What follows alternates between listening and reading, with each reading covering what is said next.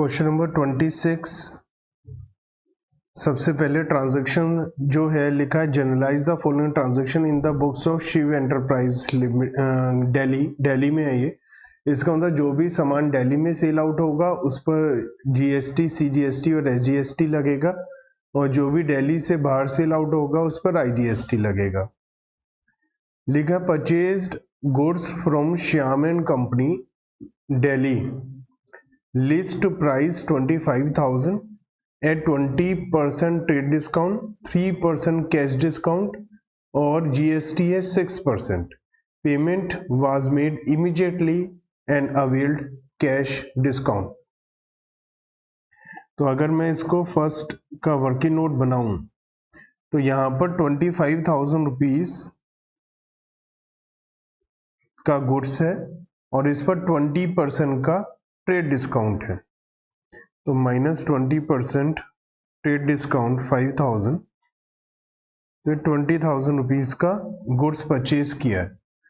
तो डेट नहीं है तो यहाँ डेट में मैं पॉइंट नंबर लिख देता हूं। जैसे पॉइंट नंबर फर्स्ट है परचेजेस अकाउंट डेबिट। जब भी हम गुड्स परचेज करते हैं तो परचेजेस अकाउंट डेबिट करते हैं। रूल नंबर 3 हमने पढ़ा था कि increase in expense should be debited, और debit all expenses and losses rule number C भी पढ़ा था हमने। अमाउंट हमारा है परचेजेस का 20,000। इनपुट इन्होंने दिल्ली से ही खरीदा है तो इनपुट सीजीएसटी और इनपुट एसजीएसटी अकाउंट डेबिट। ये हमारी असेट है, एक्सपेंस नहीं है। रूल नंबर 1 असेट है, क्योंकि हमें ये पैसा आगे अभी एडजस्ट करने को मिल जाएगा, तो ये हमारी असेट है। Rule number 1।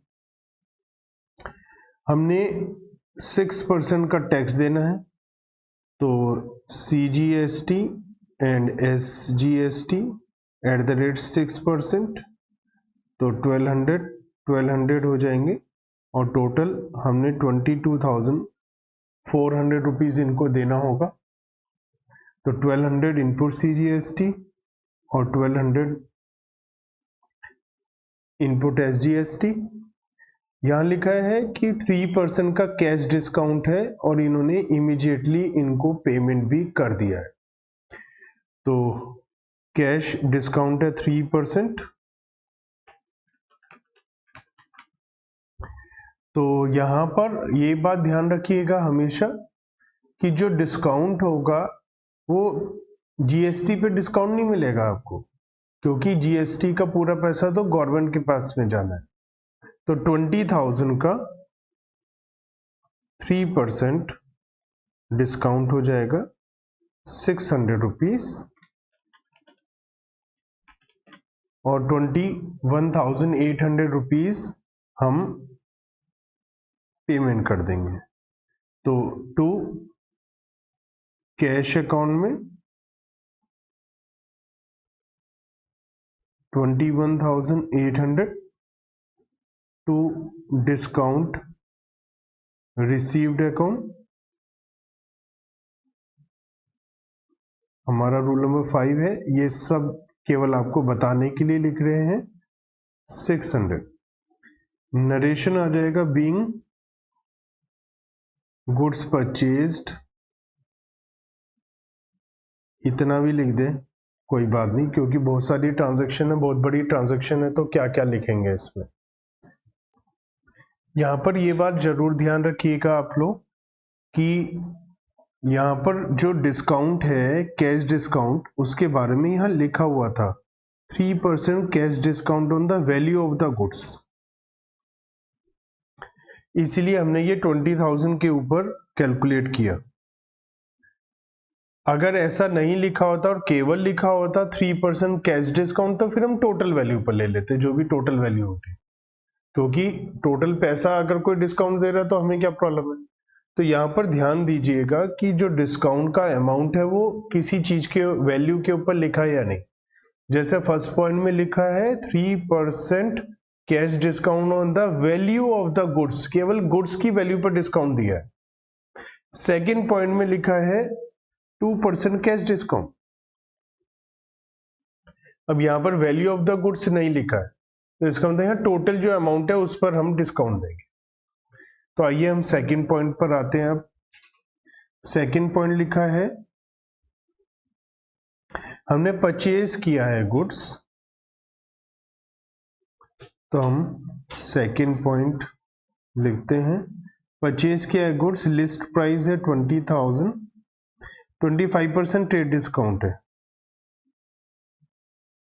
तो 20,000 इंटू 25 अपॉन 100, 5,000 का डिस्काउंट हो जाएगा, तो ये गुड्स रह जाएगा 15,000 का।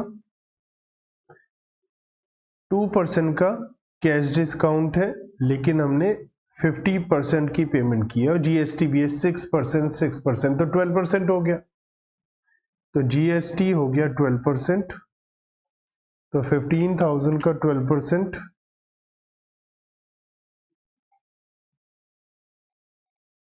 1,800, तो 16,800 का टोटल अमाउंट है जो बिल है।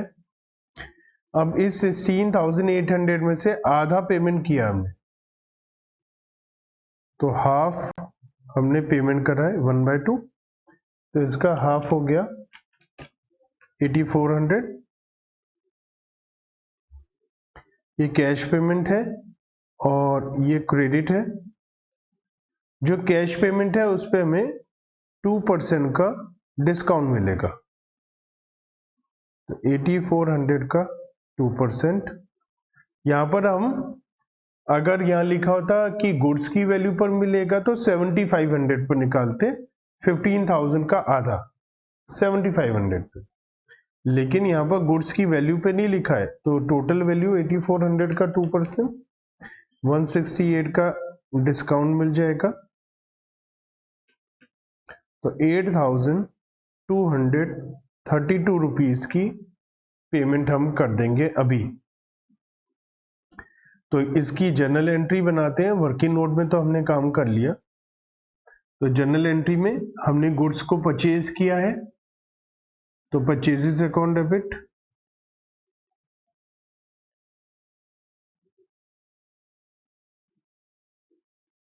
जो गुड्स है हमारा 15,000 का है, 15,000 इनपुट सीजीएसटी अकाउंट डेबिट, तो 15,000 का 6% 900, हमने तो वहां वर्किंग नोट में तो टोटल लिख लिया था। इनपुट एसजीएसटी अकाउंट डेबिट 900, तो टोटल 16,800 रुपीज की हमें पेमेंट करनी है। इस 16,800 में से हम लोगों ने हाफ उधार खरीदा है, तो जिससे उधार खरीदा उसका नाम आ जाएगा सुंदर एजेंसीज, टू सुंदर एजेंसीज, आधा है 8,400 का, लाइबिलिटी है हमारी, कैश पेमेंट है,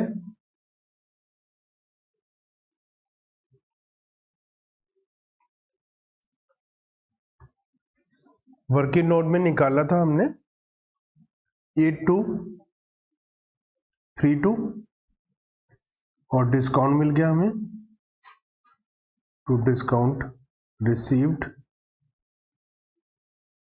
इनकम है हमारी 168। तो डेबिट और क्रेडिट का टोटल हमेशा मैच करेगा हमारा। नरेशन लिख देंगे, बीइंग गुड्स परचेज्ड फ्रॉम सुंदर एजेंसीज, चाहे तो पूरी डिटेल लिख सकते हैं आप इसमें, तो ये हमारा सेकंड पॉइंट था जो हमने कंप्लीट किया। Point number 3, purchase goods from Rama and sons Delhi, list price 50,000, 20% trade discount, 3% cash discount, paid CGST and SGST 6% each, 75% payment was made immediately by check।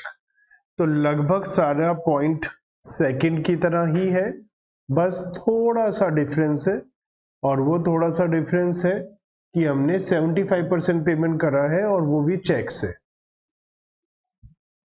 तो करते हैं इस पॉइंट को। थर्ड पॉइंट में जो हमारा गुड्स है वो 50,000 का है, इस पर 20% ट्रेड डिस्काउंट, तो 50,000 इंटू 20/100, 10,000 का डिस्काउंट, तो 40,000 रुपीज का हमारा सामान हो गया। इस पे GST आ जाएगा 6 + 6 12%, तो 40,000 इंटू 12/100 4800, 44,800। 75% की पेमेंट कर दी, 25% क्रेडिट है, तो 75% हो गया 44,800 into 75/100,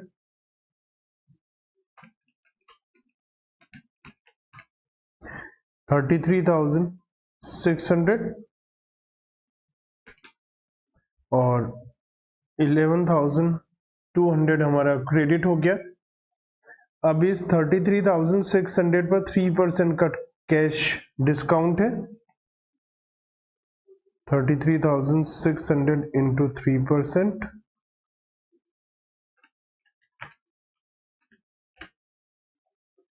1,008,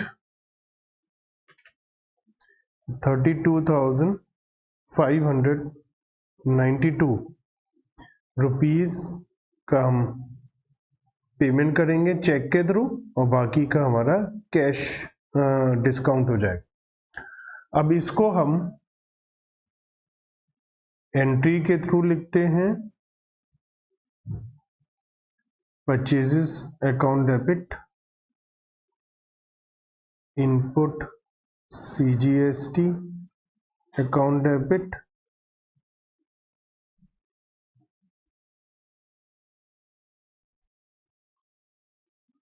input SGST account debit to Rama and sons से हमने माल खरीदा है, टू रामा एंड सन्स उधार खरीदा है 11,200, टू बैंक अकाउंट चेक से पेमेंट करी है 32,592, to discount received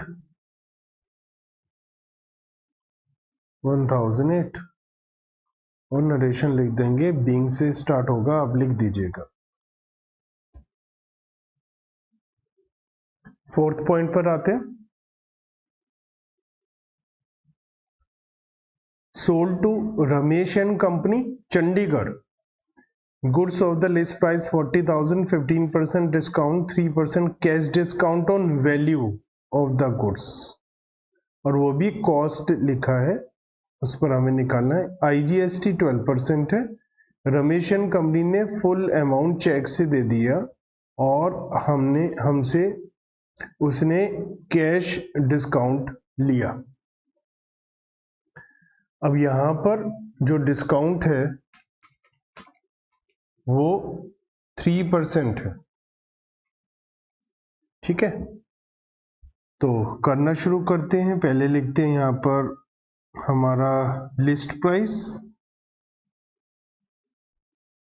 40,000, minus trade discount 40,000 का 15%। ट्रेड डिस्काउंट को हम कभी भी लिखते नहीं है जनरल एंट्री में। तो 34,000 रुपीज का हमारा ये गुड्स हो गया। जीएसटी है इस पर 12% आईजीएसटी।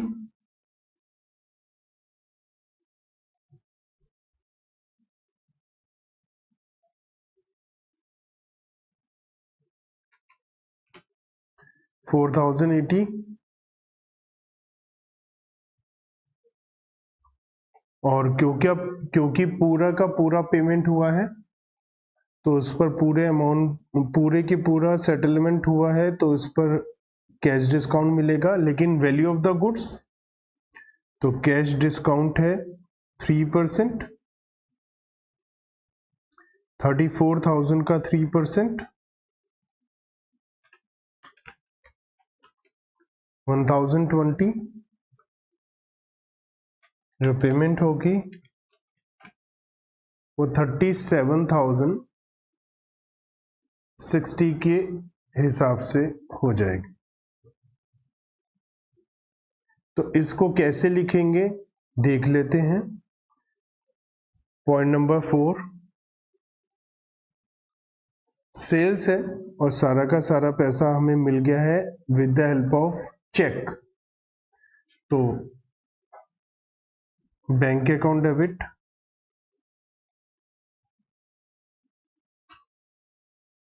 37,060 रुपीज आए होंगे हमारे पास। डिस्काउंट अलाउड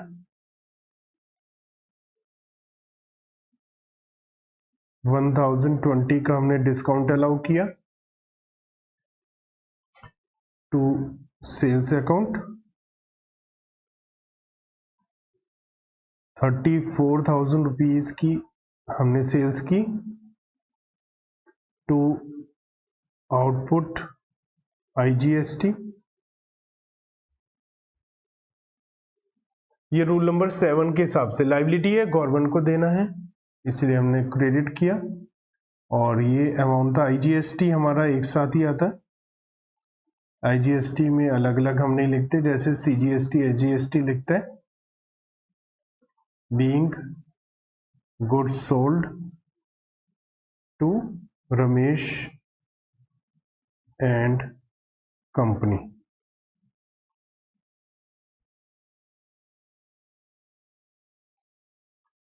तो ये 4th पॉइंट भी हमने कंप्लीट कर लिया। 5th पॉइंट पर आते हैं। Sold to Rajat and company Chennai 10,000 का गुड्स है 25% प्रॉफिट पर सेल आउट किया। तो कॉस्ट है 10,000, प्रॉफिट है 25%। तो 25% का मतलब 2,500। 10% का ट्रेड डिस्काउंट है तो 11,250 की सेल्स हो गई।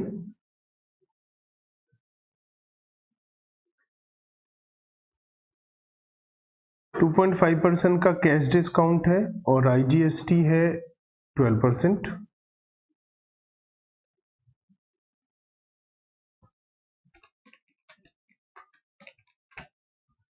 $1,350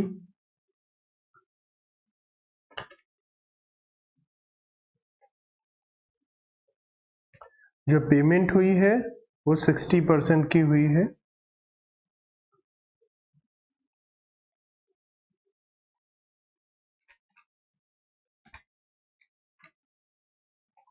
$7,560 और 5,040 क्रेडिट पर है।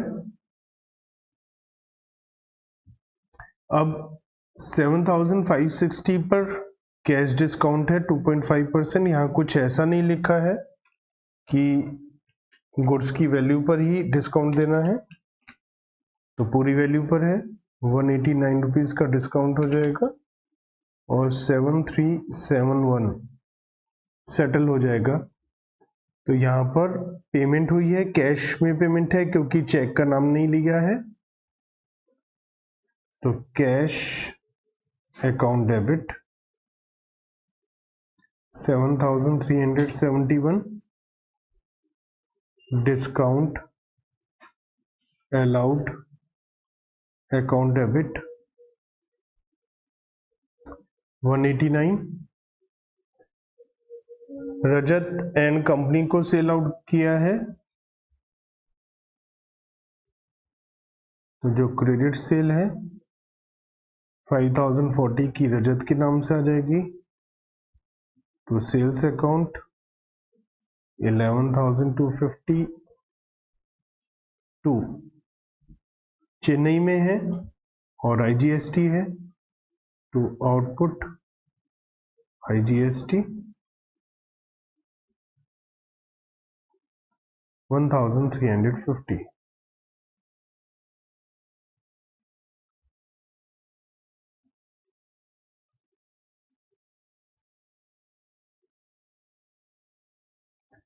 तो ये पॉइंट नंबर 5 हमने कंप्लीट किया।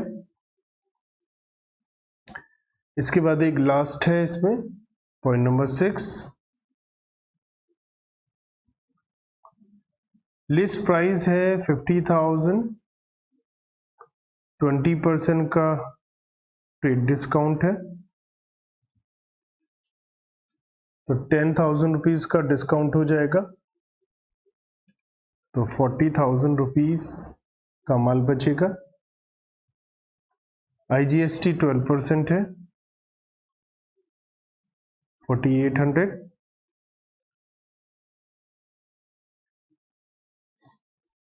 और चेक पेमेंट के अगेंस्ट में 2% का डिस्काउंट है, तो 896 का डिस्काउंट हो गया,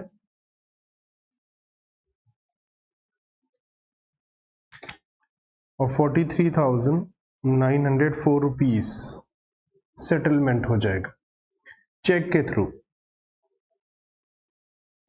bank account debit, discount allowed account debit,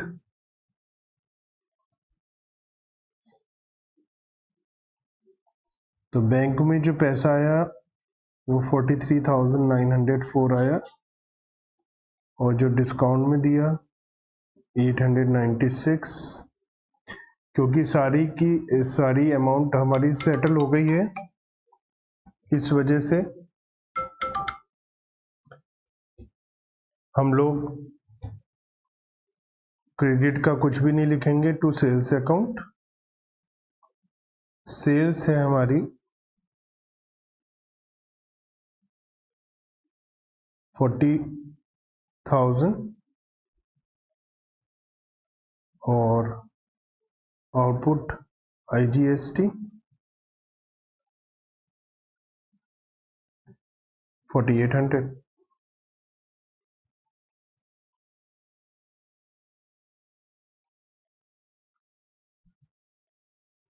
total match हो जाएगा। तो ये क्वेश्चन कंप्लीट हुआ जिसमें सारी की सारी ट्रांजैक्शंस सेल परचेज से रिलेटेड, GST से related, trade discount, cash discount, profit, तो काफ़ी अच्छी सारी की सारी एडजस्टमेंट्स थी। इसे करने के बाद मुझे नहीं लगता कि सेल परचेज में GST की किसी भी एंट्री में आपको कोई टेंशन फ्यूचर में कभी आएगी। Generalize the following: goods purchased for 5,000 were used by proprietor for personal use। देखिए, जब हम ड्राइंग्स को डेबिट करते हैं पर्सनल यूज के लिए और परचेजेस को क्रेडिट करते हैं क्योंकि हमने गुड्स यूज किया है। अब ये जो माल हमने पर्सनल यूज के लिए इस्तेमाल किया है, गवर्नमेंट हमें इसका इनपुट टैक्स क्रेडिट नहीं देगी। गवर्नमेंट कहेगी कि आप असल में जो GST है, एक आपको GST का सिंपल रूल बताता हूं कि GST मिस्टर ए ने मिस्टर बी को माल बेचा, तो मिस्टर बी इनको जीएसटी देंगे। तो मिस्टर बी के लिए इनपुट जीएसटी है। अब जब मिस्टर बी सी को सेल करेंगे तो मिस्टर सी से इन्हें आउटपुट जीएसटी मिलेगा। तो ये इनपुट जीएसटी और आउटपुट जीएसटी को आपस में सेट ऑफ कर लेंगे, ऐसा चलता रहेगा। लेकिन जो डी है, मान लिया एंड यूजर है, कंज्यूमर है, जब वो इनपुट जीएसटी की पेमेंट करेगा तो वो आउटपुट जीएसटी होगा ही नहीं, क्योंकि इसने किसी को माल ही नहीं बेचा है। तो वो अल्टीमेटली सारा जीएसटी एंड यूजर की जेब से जाता है। इन शॉर्ट जो सेलर है, बिजनेसमैन है, वो तो उसकी जेब से 1 रुपया भी नहीं जाता जीएसटी। वो तो क्या करता है, एक मीडिएटर है गवर्नमेंट और कस्टमर के बीच का, जो जीएसटी की पेमेंट कर दी आउटपुट जीएसटी से सेट ऑफ कर लिया उसने। अल्टीमेटली जो एंड यूजर है, कंज्यूमर है, उसकी जेब से सारा का सारा जीएसटी जाता है। अब हम ड्राइंग्स कर रहे हैं तो एंड यूजर हमें, तो इस जीएसटी का यूज हम कहीं और नहीं कर पाएंगे, सेल से हम सेट ऑफ नहीं कर पाएंगे। अदरवाइज हर एक एंड यूजर एक फर्जी बिजनेस फर्म को दिखाएगा और उसमें सेट ऑफ करता रहेगा, तो ये पॉसिबल नहीं है। ये इसलिए रिवर्स कर रहे हैं। तो इनपुट जीएसटी इसमें रिवर्स हो जाता है, क्योंकि अब हमें इसके ऊपर कोई भी जीएसटी का बेनिफिट नहीं मिलेगा। 6% है, तो इनपुट सीजीएसटी और इनपुट एसजीएसटी ये सेट ऑफ नहीं कर पाएंगे, रिवर्स हो जाएगा। तो ये 300 रुपए, इसका मतलब हमारी जो एक्चुअल में माल था 5000 का, लेकिन हमें पड़ा 5600 का विद टैक्स, क्योंकि ये हमारी जेब से चला गया। Being goods used for personal use and GST reversed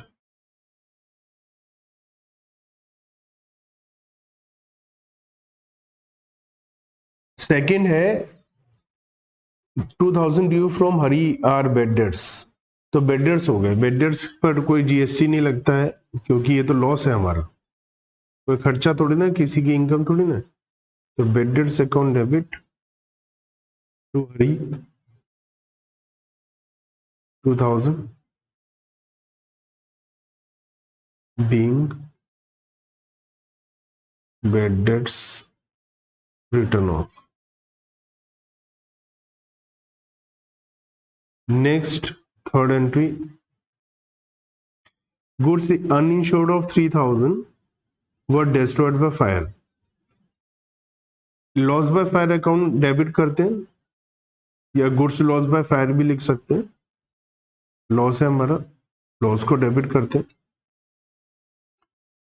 और ये 10,000 रुपए का है माल, हमारा 3,000 रुपए का माल है जो हमारा खराब हुआ है, तो 3000।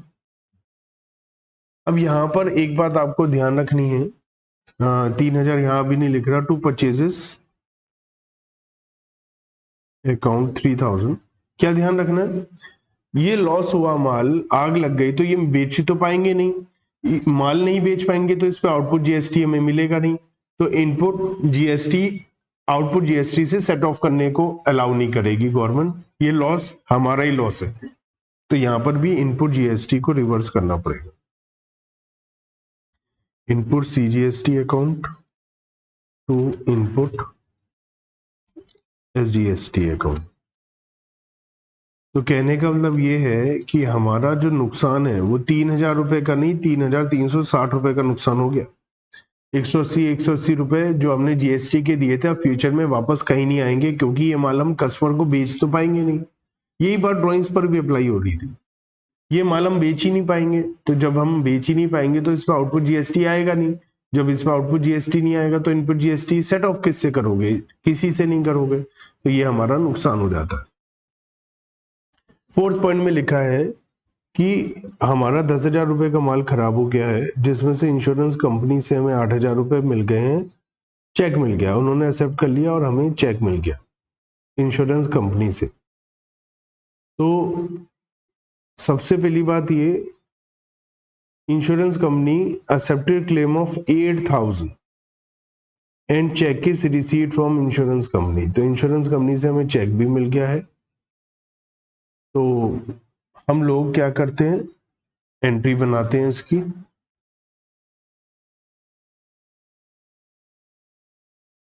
Loss by fire account debit to purchases, पहले तो ये पिछली एंट्री ही बना लेते हैं हम। To input CGST account, to input SGST account. 10,000 रुपये का माल है और 600 रुपये और 600 रुपये, 11,200 रुपये टोटल हो गए, हमारा लॉस हो गया। अब इस लॉस में से कुछ लॉस हमें इंश्योरेंस कंपनी से वापस मिल रहा है। तो इंश्योरेंस क्लेम, या अगर हम डायरेक्ट एंट्री बनाए तो बैंक बना सकते हैं, लेकिन इंश्योरेंस क्लेम अकाउंट डेबिट करते हैं पहले। 8,000 रुपये का तो इंश्योरेंस क्लेम हमें इंश्योरेंस कंपनी ने कह दिया कि हाँ भाई 8,000 रुपये दे देंगे तो हमारी एसेट हो गई, हम इंश्योरेंस कंपनी से 8,000 रुपये ले लेंगे। जो हमारा नुकसान 11,200 का था वो कम हो गया। तो to loss by fire account, 11,200 में से 800 का नुकसान कम हो गया, 8,000 का, और बाकी नुकसान प्रॉफिट एंड लॉस अकाउंट में ट्रांसफर हो जाएगा, जिससे लॉस बाय फायर का जो फाइनली बैलेंस है वो तो P&L में जाएगा ना लॉस। तो लॉस हमारी जेब से कितना गया, 3,200, क्योंकि हमारा नुकसान तो 11,200 का हुआ, लेकिन 8,000 तो इंश्योरेंस कंपनी ने हमें दे दिए। तो बाकी का जो एक्चुअल में नुकसान बचा वो तो 3,200 का बचा, वो हमने P&L में डाल दिया। और फिर ये भी लिखा है पैसा मिल गया, क्योंकि इंश्योरेंस कंपनी से पैसा मिलने में टाइम लगता है। तो अगर नहीं बोला होता तो बस 2 ही एंट्री बनाते, बोल दिया इंश्योरेंस कंपनी से क्लेम मिल गया है 8,000 का, तो 8,000 रुपये हमने क्लेम मिलने की भी एंट्री बना दी। कुछ लोग इसकी 2 एंट्री बनाते हैं, कुछ एक बना लेते हैं, लेकिन सबसे बढ़िया है 3 एंट्री बनाए। सबसे पहले लॉस की, उसके बाद इंश्योरेंस क्लेम एक्सेप्ट करने के बाद बैलेंसिंग फिगर P&L में ट्रांसफर करने की, और उसके बाद हमें क्लेम का पैसा मिलने की। ठीक है, इसके बाद आगे बढ़ते हैं, और गुड्स 500 रुपये का हमने चैरिटी में दिया है। अगर GST नहीं होता तो इसकी एंट्री होती सिंपल चैरिटी टू परचेजेस, लेकिन अब हम ये माने चैरिटी में दिया है तो ये माल बिकेगा तो है नहीं, और क्योंकि ये माल नहीं बिकेगा तो इसका GST का क्लेम भी हमें नहीं मिलेगा। तो टू परचेजेस अकाउंट के साथ साथ हमें इनपुट CGST और इनपुट SGST को रिवर्स करना पड़ेगा। ये भी हमारा लॉस है, क्योंकि माल बिकेगा नहीं, आउटपुट GST आएगा नहीं, तो गवर्नमेंट हमें कहेगी कि भैया ये नुकसान तुम ही झेलो। चैरिटी में जो हमने माल दिया 500 का, सेलिंग प्राइस 600 है, तो हमें सेलिंग प्राइस से कोई लेना देना नहीं है, कॉस्ट पे लिखते हैं, वरना सेल लिखते हैं ना परचेजेस की जगह। और ये 500 का माल और इसके ऊपर 60 रुपए का GST, तो हमारा नुकसान चैरिटी में 500 की बजाय 560 का हुआ। तो इन सब बातों का ध्यान रखिए। हमने 1,500 रुपए रेंट की पेमेंट करी है, तो rent account debit, input CGST account debit, input SGST account debit to cash account. Narration में नहीं लिख रहा हूं, आप उसे लिख लेना। तो 1,500 रुपए का रेंट है, 90 रुपए का GST है, तो 1,680 रुपए की हम लोगों ने पेमेंट करी होगी। 7th है सोल्ड हाउस होल्ड फर्नीचर 15,000। जो पर्सनल असेट होती है उस पर GST नहीं लगता है, और उसने इस पैसे को बिजनेस में इन्वेस्ट कर दिया। तो जो उसने फर्नीचर बेचा है उसकी हम एंट्री नहीं बनाएंगे, क्योंकि वो उसका पर्सनल मैटर है। उस पर्सनल मैटर को, पर्सनल ट्रांजैक्शन को बिजनेस में क्यों रिकॉर्ड किया जाएगा। तो सोल्ड हाउस होल्ड फर्नीचर की कोई एंट्री नहीं बनेगी, लेकिन इस पैसे को 15,000 को उसने जो बिजनेस में लगाया है उसकी एंट्री बनेगी, और ये है कैपिटल लगाने की entry, cash account debit to capital account. उसने बिजनेस में पैसा लगाया है तो इसकी एंट्री होती है cash account debit to capital account, 15,000 रुपये। और क्वेश्चन में कुछ नहीं कहा तो वो जीएसटी को सेट ऑफ वगैरह करने की एंट्री भी हमें कोई बनाने की जरूरत नहीं है। Generalized the following transaction in the books of Gopal. Gopal की बुक्स में हमें एंट्री बनानी है। ये दिल्ली में इन्होंने बिल्डिंग को परचेज किया है 15 लाख रुपए। तो सबसे पहले एंट्री बना देते हैं, आप प्रॉपर फॉर्मेट से बनाएंगे एग्जाम में, और नरेशन भी लिखेंगे। मैं यहाँ पर फॉर्मेट से नहीं कर रहा हूँ क्वेश्चन और नरेशन नहीं लिख रहा हूँ, लेकिन आपको करना होगा। साथ साथ करेंगे आप question. Purchase building and issued cheque 15 lakh rupees. लिखा है लास्ट में all transactions except purchase of building and wages for installation of machine are subject to levy of GST. तो ना तो परचेज ऑफ बिल्डिंग पे जीएसटी लगेगा और ना ही वेजेस फॉर इंस्टॉलेशन पर लगेगा। तो इसमें हम एंट्री बना लेते हैं building account debit to bank account. Narration लिख देंगे बीइंग बिल्डिंग परचेज्ड, बिल्डिंग पर जीएसटी नहीं लगता है।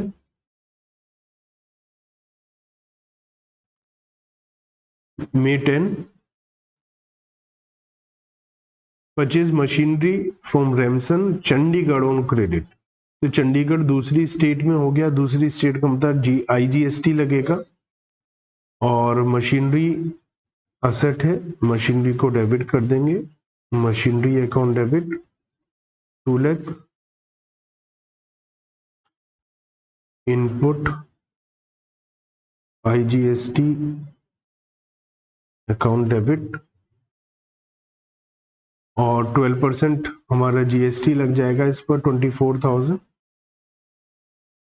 और 2 रेमसन चंडीगढ़ 2,24,000। नरेशन लिख देंगे being machinery purchased from Chandigarh on credit. May 15, board furniture from Hind traders Delhi. तो दिल्ली में ही खरीदा है फर्नीचर, हम भी दिल्ली में ही है। तो furniture account debit 10,000। Input CGST account debit 6% है। Input SGST account debit to cash खरीदा तो कैश अकाउंट। नरेशन लिख देंगे being goods furniture purchased from Delhi for cash. May 20, bought computer from HP limited Noida an amount paid by internet transfer 50,000।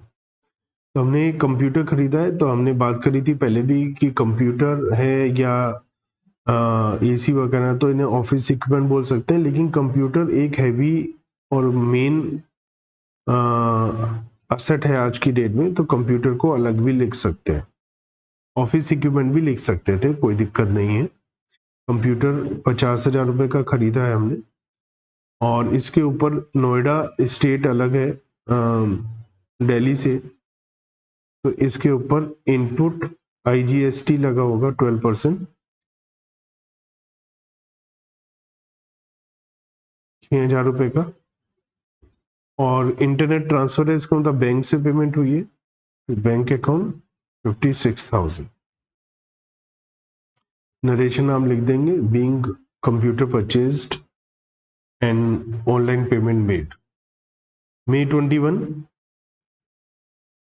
हमने machinery के ऊपर wages का खर्चा किया इंस्टॉलेशन का, तो ये मशीनरी के नाम से ही आता है, ना कि वेजेस के नाम से। लेकिन इस पे जीएसटी नहीं लगता है, क्योंकि वेजेस पे जीएसटी होता नहीं है तो बेसिकली वेजेस ही। और क्वेश्चन में बताया भी क्या है कि इसके ऊपर जीएसटी नहीं लगेगा। इसके बाद brick, cement etcetera and timber purchase for construction of building, payment cheque से है और input GST is not allowed, मतलब आपको इनपुट जीएसटी अलाउ नहीं है, मतलब आप इसे सेट ऑफ नहीं कर पाएंगे। इसका मतलब क्या हुआ? इसका मतलब ये हुआ कि जो आपकी जेब से जीएसटी जा रहा है वो वापसी नहीं आएगा, और वापसी नहीं आएगा तो आप उसे अलग से नहीं लिखेंगे, उसे बिल्डिंग की कॉस्ट में ऐड कर लेंगे, क्योंकि वो आपका एंड यूजर है आप उसके लिए। तो building account debit to bank, total payment है 1,50,000 प्लस 2 लाख, मतलब 3,50,000, और इसके ऊपर जीएसटी लगेगा 6% अलग या एक साथ, तो टोटल 12%। तो 3,50,000 का 12% जीएसटी हो गया 42,000, 3,92,000 टोटल पेमेंट है। तो इसको अब अलग अलग नहीं लिखेंगे हम जीएसटी, क्योंकि जीएसटी हम लिखते हैं कब है? जब उसका क्रेडिट मिलना होता है। इनपुट जीएसटी तब लिखेंगे जब आउटपुट जीएसटी से सेट ऑफ होना होगा। जब हमें क्रेडिट ही नहीं मिलेगा, हम आगे सेट ऑफ ही नहीं कर पाएंगे, तो हमारी कॉस्ट है। और बिल्डिंग में खर्च कर रहे हैं तो बिल्डिंग, मशीन में कर रहे होते तो machinery. Journalise the following transaction in the books of Rajan of Delhi, ये भी दिल्ली में है। Paid 5,000 in cash as wages on installation of machinery. तो मशीनरी पर इंस्टॉलेशन की वेजेस के ऊपर जीएसटी लगता नहीं है, क्योंकि जीएसटी सैलरी वेजेस पर नहीं लगता है, लेकिन मशीनरी की इंस्टॉलेशन पर खर्चा किया, इसलिए मशीनरी अकाउंट डेबिट हो जाएगा टू कैश अकाउंट 5,000। नरेशन आप लिख देंगे और साथ साथ मेरे क्वेश्चन करेंगे। नरेशन लिख देंगे जो ट्रांजैक्शन में लिखा है कि wages paid on installation of machinery. चलिए सेकंड पॉइंट पर आते हैं। Sold goods to Krishna of Delhi at the list price of 20,000 less trade discount 10%। तो 20,000 माइनस ट्रेड डिस्काउंट 10% 2,000, तो ये 18,000 हो गया। लिस्ट प्राइस में से 10% ट्रेड डिस्काउंट लेस कर दिया। अब सीजीएसटी और एसजीएसटी है 6%, तो 18,000 का 12% 2160, तो टोटल हो गया 20,160। और यहाँ लिखा है कि हमने 5% कैश डिस्काउंट दिया है, क्योंकि अलाउ कर दिया हमें, सारा का सारा पेमेंट हो गया। तो 5% है 1,008, और जो पेमेंट होगी वो 19,152 की पेमेंट हो जाएगी। अब इसकी हम जनरल एंट्री बना लेते कि हमने माल बेचा है और हमें पेमेंट मिल गई है, तो कैश अकाउंट डेबिट 19,152 मिलेगा। वर्किंग नोट में हमने शो कर रखा है, तो डिस्काउंट हमने दिया है, तो discount allowed account debit, cash discount है 1,008 रुपीज का, टू सेल्स अकाउंट, सेल हमारी थी 18,000 की, ट्रेड डिस्काउंट के बाद की फिगर लिखते हैं। और हमने ये माल बेचा है दिल्ली में, तो within the same state बेचा है, तो सीजीएसटी और एसजीएसटी लगेगा, to output CGST and SGST. 18,000 का 6% 1,080 वो तो वर्किंग नोट में मैंने सीधा 12% लिख दिया था कि अलग अलग क्या लिखूं, एंट्री में तो अलग अलग आएगा, और नरेशन आप लिख देंगे जो भी ट्रांजेक्शन हमें दिया हुआ है। समझ में आता है ये? थर्ड पॉइंट है, माल बेचा 60,000 का कलकत्ता में, तो आईजीएसटी लगेगा। कॉस्ट है 60,000, तो इसको भी हम देख लेते हैं। यहाँ लिखा कॉस्ट 60,000 प्लस प्रॉफिट मार्जिन 10% 6,000, तो 66,000,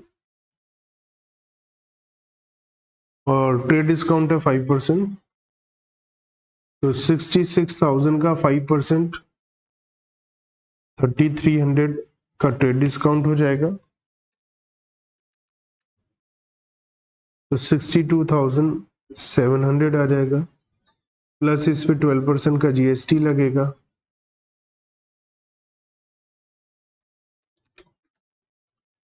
$7,524, ये आ जाएगा 70,224।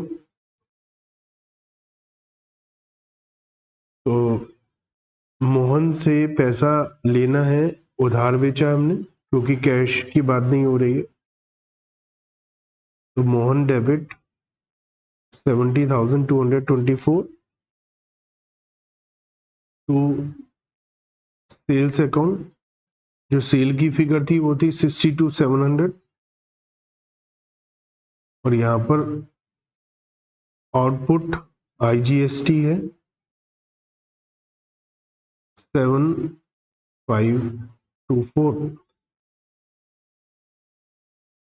नरेशन में आप लिख देंगे सब कुछ जो हमने ट्रांजैक्शन अभी अभी करी है।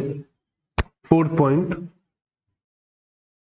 Goods value 2,500 distributed from stock as a sample as a part of advertising campaign, और इस पर जीएसटी है क्योंकि हमने एडवर्टाइजिंग कैंपेन में माल दिया है, तो हम लिख देंगे इसे एडवर्टाइजमेंट अकाउंट डेबिट। अब जो इनपुट जीएसटी था, ये वाला माल बिकेगा तो है नहीं, हमने तो फ्री में बांट दिया, तो इस पर आउटपुट जीएसटी तो कलेक्ट नहीं हो सकता, तो हमें जीएसटी का क्रेडिट भी इस पे नहीं मिलेगा। तो टू परचेजेस अकाउंट जैसे चैरिटी में नहीं मिलता, ड्राइंग्स में नहीं मिलता, वैसे इस पर भी नहीं मिलेगा। To input CGST account to input SGST account, तो 150 इसका मतलब 2,800 रुपीज का एडवर्टाइजमेंट का खर्चा पड़ा हमें। नेक्स्ट है अंजन, एक कस्टमर है जिसे माल बेचा था और हमने 2,000 रुपए का डिस्काउंट दिया था क्योंकि वो माल ठीक नहीं था। These goods were sold charging CGST and 6। तो ये लिखा है कि हमने रिबेट दिए, माल बेच दिया था। असल में होता क्या है, हमने माल बेच दिया उधार, और बेचने के बाद में पता चला कि वो क्वालिटी ठीक नहीं थी और हमने उससे कुछ छूट दे दी। हमने कहा चलो आप कम दे देना, मान लिया 50,000 का माल बेचा, 50,000 की एंट्री बन गई। अब हमने उससे कहा 2,000 रुपए चलो कम दे दो क्योंकि वो क्वालिटी ठीक नहीं है, पुअर क्वालिटी का माल है। तो पुअर क्वालिटी का माल होने की वजह से नुकसान हमारा है, तो हम अपने लॉस को लिखेंगे रिबेट अकाउंट डेबिट। और हमने महंगे माल और ज्यादा सेलिंग प्राइस पे आउटपुट जीएसटी चार्ज किया था, तो आउटपुट जीएसटी को रिवर्स करना पड़ेगा, तो output CGST account debit, output SGST account debit,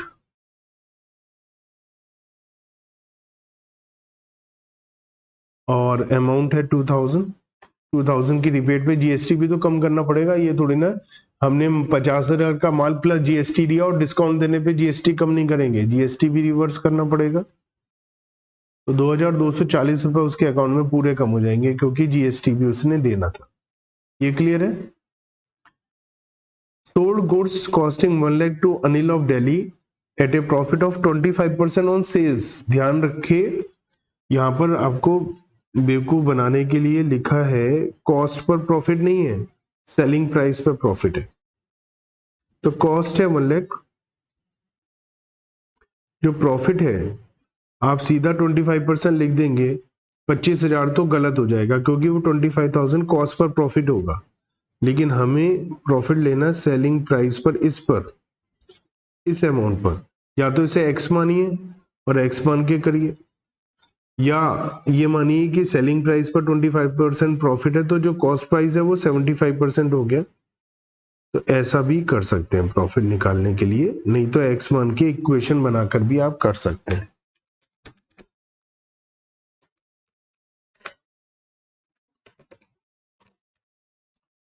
तो जो प्रॉफिट मार्जिन है यहां पर हमारा वो है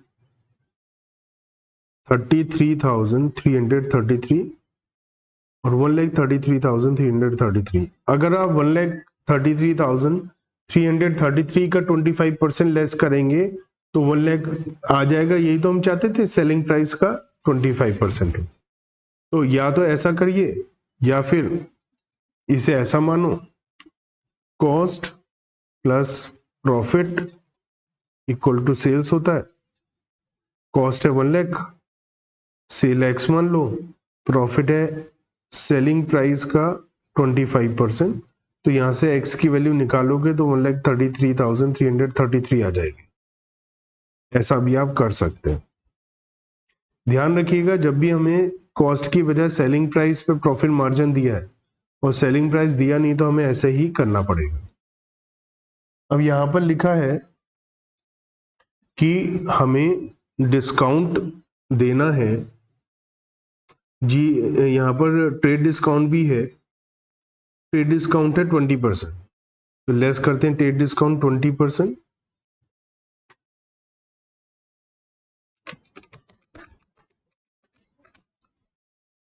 तो 20% का ट्रेड डिस्काउंट माइनस कर देते हैं। तो ये अमाउंट जो आ जाएगी 20% का ट्रेड डिस्काउंट लेस करने के बाद, और यहां लिखा है कार्टेज भी है 250 रुपए की। तो ये ट्रेड डिस्काउंट हो गया 26,667 का,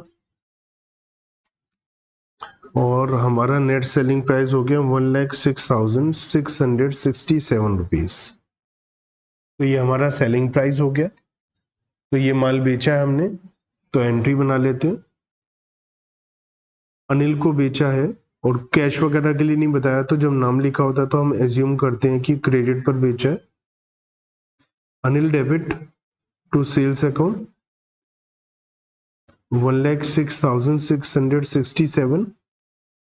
इस पे जीएसटी लगेगा, टू आउटपुट सीजीएसटी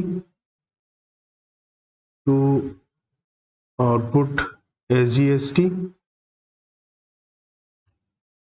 1,06,667 का 6% 6,400। तो टोटल अमाउंट हो गया 1,06,667 प्लस 6,400 प्लस 6,400 1,19,467। ये हमने माल बेचा। ये क्लियर है? कार्टेज की एंट्री अलग बनाएंगे, क्योंकि यहाँ लिखा है 250 रुपीज कार्टेज हमें कस्टमर से चार्ज नहीं करनी है, तो ये हमारी जेब से जा रहा है। तो cartage account debit to cash account, ये हमारी जेब से जा रहा है। और इसके कार्टेज है 250, इसके ऊपर जीएसटी नहीं लगता है, तो हमारा अलग से एंट्री बन जाएगी। अगर ये हमने कस्टमर से लेना होता तो अनिल डेबिट टू अलग से एंट्री तब भी अलग से ही बनानी चाहिए, कायदे से कंफ्यूजन ना हो।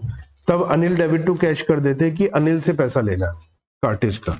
अब कार्टेज हमारी जेब से जा रहा है तो हम अपने खर्चे में डाल देते हैं cartage. Question number 30, pass journal entries. Interest due but not received 4,000। अगर इंटरेस्ट ड्यू हो गया लेकिन मिला नहीं है, तो एक तो हमारी इसमें इनकम है इंटरेस्ट नाम की, और एक हमारी एसेट है क्योंकि हमें फ्यूचर में पैसा मिलेगा, और इसे हम बोलते हैं एक्रूड इनकम। तो इसे हम बोलते हैं एक्रूड इंटरेस्ट। एक्रूड इंटरेस्ट क्योंकि हमारी एसेट है, क्योंकि फ्यूचर में पैसा मिलेगा, तो accrued interest account debit. Rule number 1, asset को डेबिट करते हैं। आपको एग्जाम में लेजर फोलियो को खाली छोड़ना है, मैं आपको समझाने के लिए रूल नंबर लिख रहा हूं। 4,000, और क्योंकि इंटरेस्ट इनकम है और इनकम को क्रेडिट करते हैं, rule number 5 to interest account. आप ऐसा भी सोच सकते हैं कि अगर इंटरेस्ट हमें कैश में मिला होता तो हम एंट्री बनाते cash account debit to interest, तो इंटरेस्ट तो क्रेडिट होना ही था। कैश नहीं मिला, एक्रूड है, फ्यूचर में मिलेगा, तो आउटस्टैंडिंग इंटरेस्ट या एक्रूड इंटरेस्ट। आउटस्टैंडिंग जनरली हम एक्सपेंस के लिए यूज करते हैं, इनकम आउटस्टैंडिंग होती है तो उसके लिए एक्रूड इनकम यूज करते हैं। बीइंग इंटरेस्ट एक्रूड, ये हमारी फर्स्ट ट्रांजैक्शन कंप्लीट हो गई। सेकेंड ट्रांजैक्शन है salaries due to staff 25,000, outstanding expense है। एक्सपेंस है तो एक्सपेंस को डेबिट करते हैं, तो salary account debit. Rule number 3, expense को डेबिट करते हैं हम लोग, और आउटस्टैंडिंग है, फ्यूचर में देना है तो हमारी लायबिलिटी है, लायबिलिटी को क्रेडिट करते हैं। Rule number 7, outstanding salary account, तो एक्सपेंस डेबिट है और लायबिलिटी क्रेडिट हो गया, बीइंग सैलरी ड्यू। बिल्कुल फर्स्ट का रिवर्स है, फर्स्ट में इनकम आउटस्टैंडिंग है, सेकंड पॉइंट में एक्सपेंस आउटस्टैंडिंग है। Third, out of the rent paid this year 2000 relate to the next year, इसे बोलते हैं हम प्रीपेड एक्सपेंसेस। तो ये प्रीपेड रेंट है हमारा, प्रीपेड रेंट हमारा असेट होता है क्योंकि हमने एडवांस में दे रखा है, असेट को डेबिट करते हैं। Prepaid rent account debit, rule number 1, debit कर दिया। और हमारा एक्सपेंस इस साल का कम हो जाएगा क्योंकि ये अगले साल का एक्सपेंस है, नेक्स्ट ईयर में ट्रांसफर होना चाहिए। इस साल के एक्सपेंस को हम कम कर रहे हैं, इसलिए एक्सपेंस जब होता है तो डेबिट करते हैं, उसे रिवर्स करते हैं तो क्रेडिट करते हैं। तो being rent relates to next year.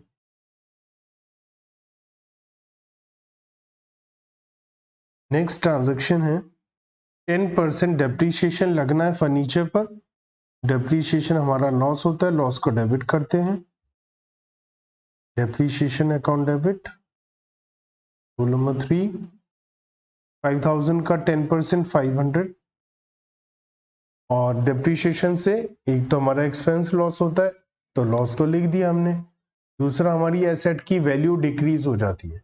Asset जब इंक्रीज होती है तो डेबिट करते हैं, डिक्रीज होती है तो क्रेडिट करते हैं। तो to furniture account being depreciation charged.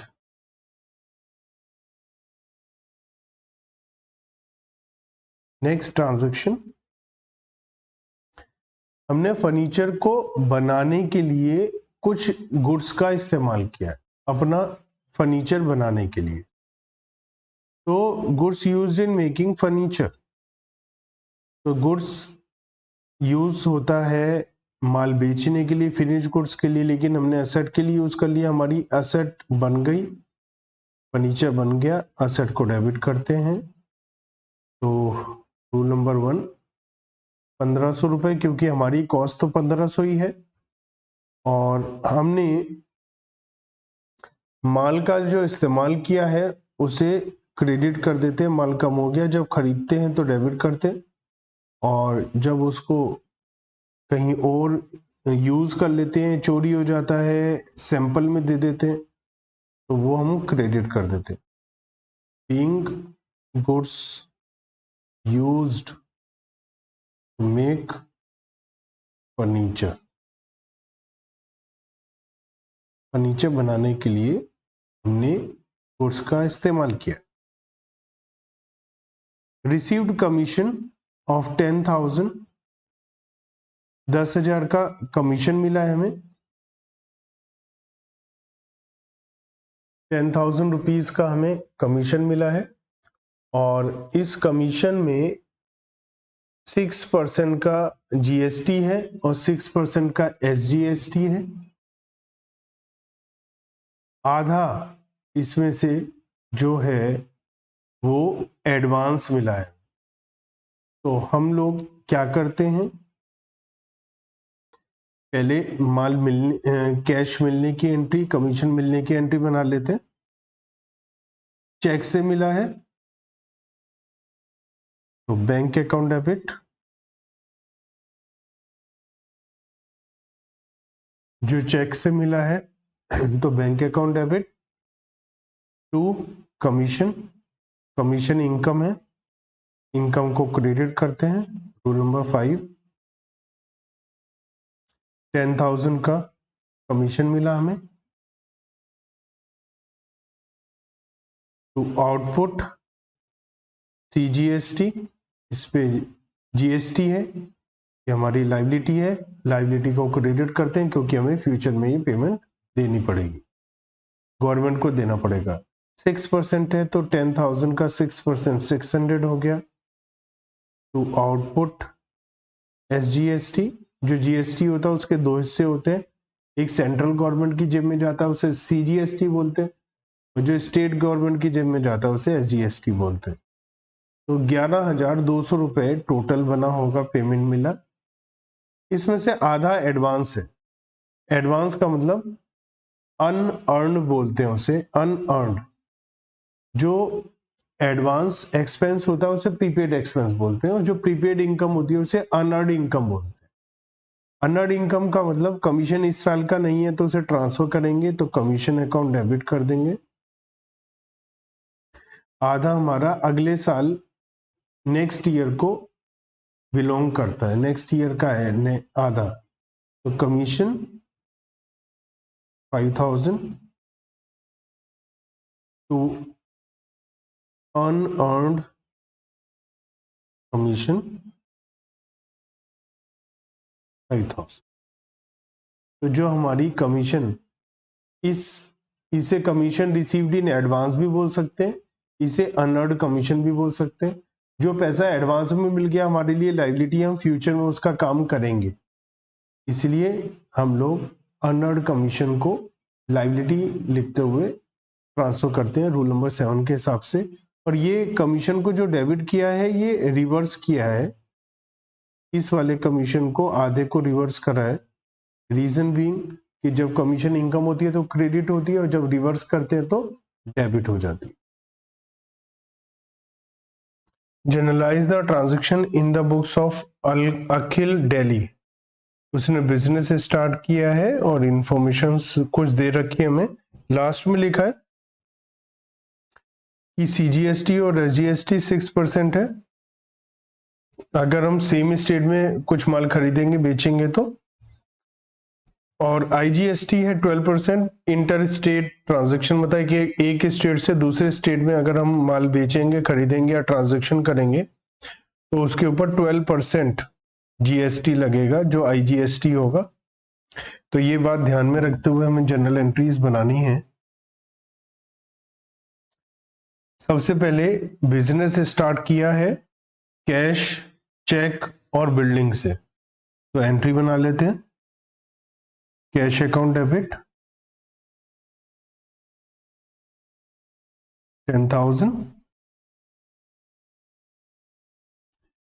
Check है तो बैंक में पैसा आ जाएगा, bank account debit 5 lakh, building है 5 लाख की, building account debit 5 lakh to capital account 10 lakh 10,000 being business started।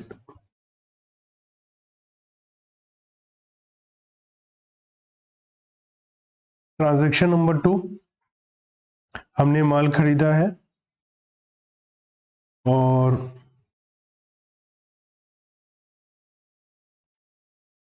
Kanpur से, ये दिल्ली में, और दिल्ली और कानपुर अलग अलग स्टेट में हैं, और इन्होंने चेक इशू कर दिया। तो परचेजेस की एंट्री बनाते हैं। माल खरीदा है, परचेजेस अकाउंट डेबिट 2 लाख, और इसके ऊपर इनपुट IGST लगेगा, input IGST account debit. Rule number 1 हमारी एसेट इंक्रीज हो रही है, और रूल नंबर 7 यहाँ फर्स्ट एंट्री में लायबिलिटी इंक्रीज हुई। यहाँ परचेजेस है, एक्सपेंस को डेबिट करते हैं, रूल नंबर 3। असेट को डेबिट करते हैं क्योंकि इनपुट आईजीएसटी बाद में रिकवर हो जाएगा, और ये है हमारा 12%, तो 24,000 रुपये। 2 लाख का 12% 24,000। चेक से पेमेंट करिए कुछ, तो बोल रखा है 60,000 रुपीज चेक से पेमेंट कर दी, तो बाकी के रह गए हमारे पास 1,64,000, वो उधार खरीदा हमने। तो अगर हम उधार खरीदते हैं तो लायबिलिटी होती है, लायबिलिटी को क्रेडिट करते हैं as per rule number 7। 1,64,000 being goods purchased on credit, part payment made, ऐसा लिख सकते हैं। थर्ड ट्रांजैक्शन पर आते हैं। दिल्ली में ही माल बेचा है और पैसा मिला, उधार बेचा है, लिखा है goods sold on credit to Ramesh. Ramesh debit हमारी एसेट है। टू सेल्स हमारा रिवेन्यू है। आउटपुट सीजीएसटी हमारी लायबिलिटी है, हमने गवर्नमेंट को ये पैसा देना है। Output SGST being goods sold on credit. जो माल बेचा है वो है 1,60,000 का, तो सेल्स के आगे 1,60,000 आ जाएगा। 1,60,000 का 6% है जीएसटी 9,600। टोटल हो गया 1,79,200। तो उधार माल बेचने की एंट्री हमने बना दी। नंबर 4, रमेश से 175,700 मिले हैं, वो भी फुल सेटलमेंट में। तो इसका मतलब हमारा जो हिसाब किताब है वो फाइनल हो गया और हमने डिस्काउंट दे दिया। पैसा मिला है, चेक मिला है। आगे आने वाली डेट में हमें देखना होता है कि कहीं ये चेक बाद में तो डिपॉजिट नहीं किया है बैंक में या कहीं और तो एंडोर्स नहीं करा है। अगर बाद में पैसा जमा हुआ है तो आज बैंक नहीं लिखेंगे, आज चेक इन हैंड लिखेंगे, लेकिन ऐसा हो नहीं रहा है, तो हम ये एज्यूम करते हैं कि सेम डे से हमने बैंक में डिपॉजिट करा दिया होगा। तो चेक है तो बैंक अकाउंट डेबिट, असेट को डेबिट करते हैं। 1,75,700 लेना था 179,200, तो जो नहीं मिला वो डिस्काउंट अलाउड है, और डिस्काउंट अलाउड को हम डेबिट करते हैं, हमारा एक्सपेंस होता है, लॉस होता है। टू रमेश हमारी एसेट कम हो गई 179,200 की। तो इन दोनों के बीच में जो डिफरेंस है वो है 3,500 का। Being settlement made by Ramesh.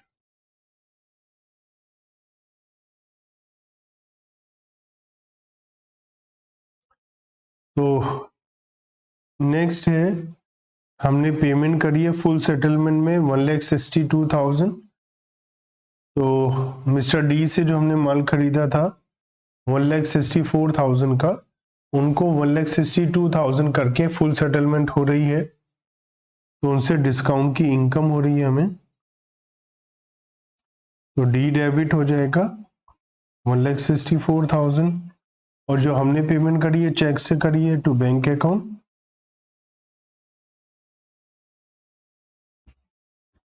1,62,000 to discount received 2,000। Narration लिख देंगे being settlement made and discount received। तो 2,000 की हमें डिस्काउंट मिल गई। इसके बाद नेक्स्ट है हमारे पास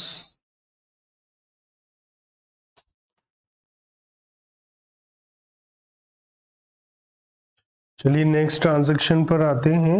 एक नई मशीन खरीदी है हमने 2,40,000 रुपए की मशीन टूल्स लिमिटेड लुधियाना से, और एक पुरानी मशीन 50,000 रुपए की हमने दे दी है। उसने 1 लाख रुपए दिए हैं अपने सेविंग अकाउंट से और बाकी उसने अपने फर्म के अकाउंट से दिए हैं। तो हमने एक नई मशीन खरीदी है मशीन टूल से, तो पहले तो इसकी एंट्री बना लेते हैं।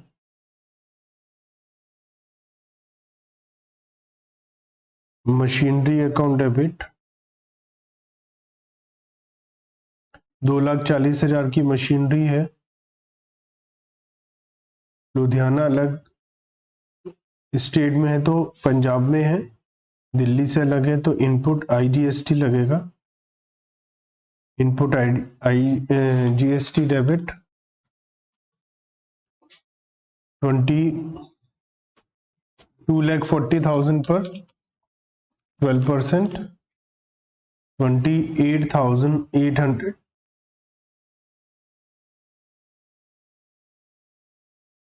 to machine tools limited being machinery purchased 2,68,800। तो हमने मशीनरी खरीद ली। इसकी पेमेंट करने के लिए हमने एक पुरानी मशीन दी है, तो मशीन टूल्स लिमिटेड डेबिट, इसको हमने 268,800 रुपीज की पेमेंट करनी थी। इसको हमने एक पुरानी मशीन दे दी, तो मशीनरी अकाउंट 50,000 रुपए की दे दी। अब जो पुरानी मशीन बेचेंगे तो उस पर आउटपुट IGST लग जाएगा 12%।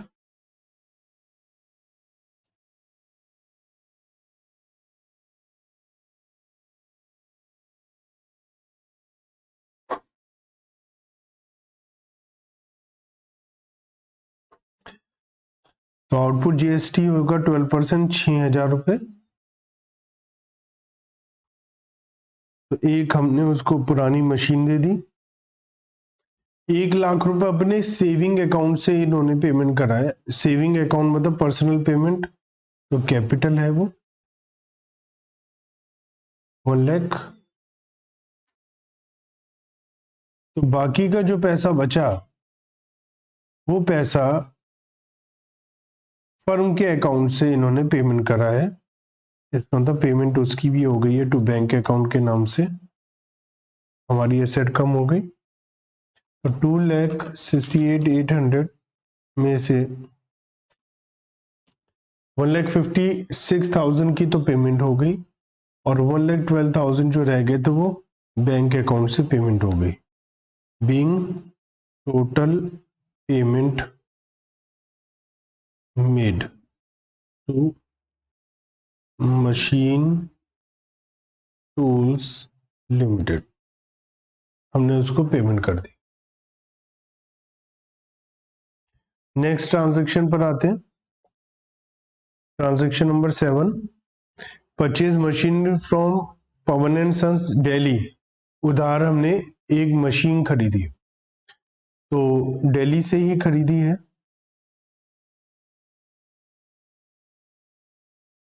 Machinery account debit input CGST account debit, input SGST account debit to Pawan and sons, उनसे उधार खरीदिए।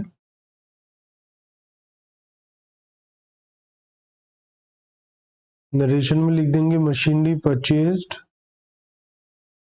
On credit.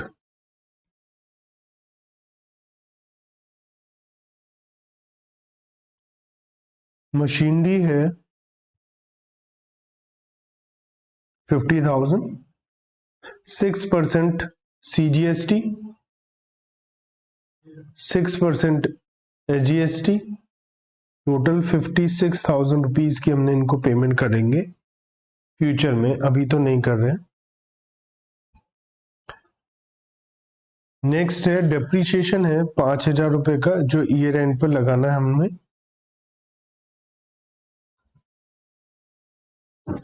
डेप्रीशिएशन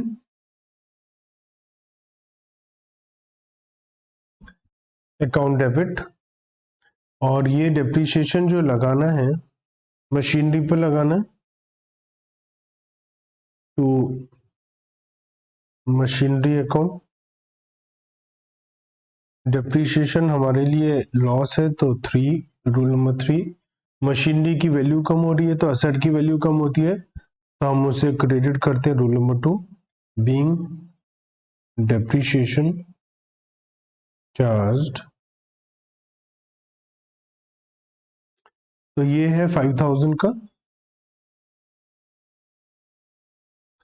5,000 रुपीज का हमने डेप्रीशिएशन लगा दिया। नेक्स्ट है अखिल ने एक इशू किया है सेविंग अकाउंट से फर्म के नाम पर, मतलब नया कैपिटल लगाया है इसने।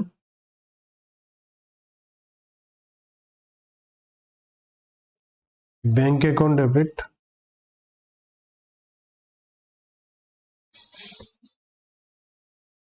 टू कैपिटल अकाउंट 50,000 रुपए, बीइंग एडिशनल कैपिटल इंट्रोड्यूस्ड 50,000,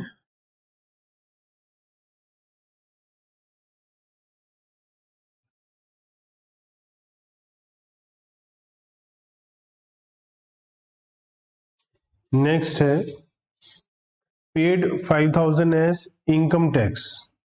जो इनकम टैक्स की पेमेंट होती है उसको हम ड्राइंग्स मानते हैं, तो एंट्री नंबर 10 हम ड्राइंग्स की एंट्री बना लेते हैं।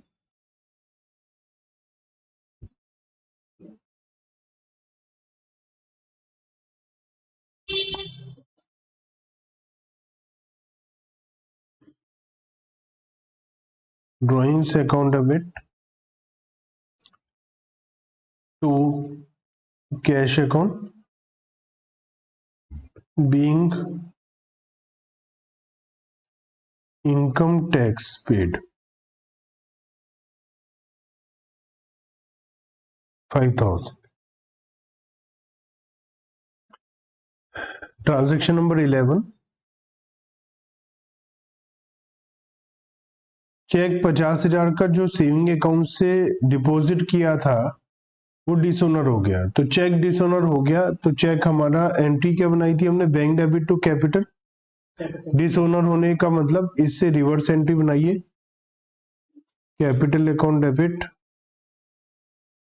To bank account 50,000,